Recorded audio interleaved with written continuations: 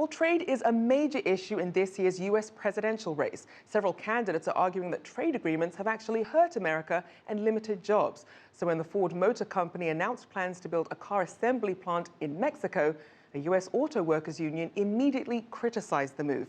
Hendrik Sybrandy explores the contentious issue of shipping jobs overseas.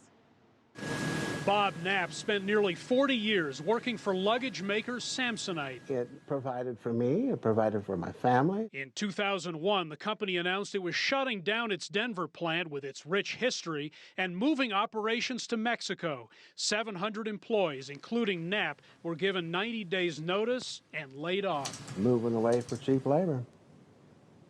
Mexico, that's kind of what it was.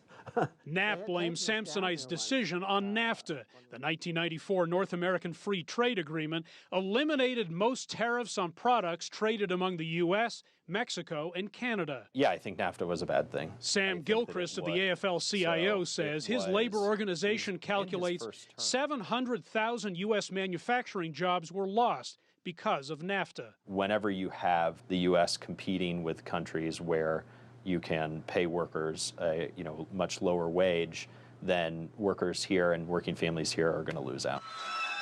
It's an argument Democratic presidential candidate Bernie Sanders makes quite often. I have voted against and worked against and led the opposition against every one of these disastrous trade agreements.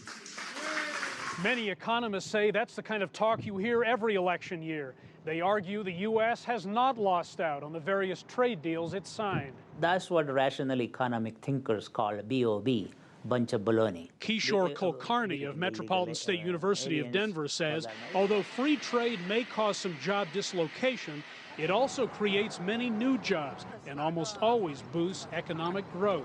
The effect of NAFTA on U.S. is very minimal, if at all. Free trade agreements are a tool. Doug Allen of the University of Denver says on balance that tends to help countries that sign them. At the end of the day, I think that these imperfect agreements that exist today are better than no agreements at all. Knapp says his job loss forced him to take Social Security early.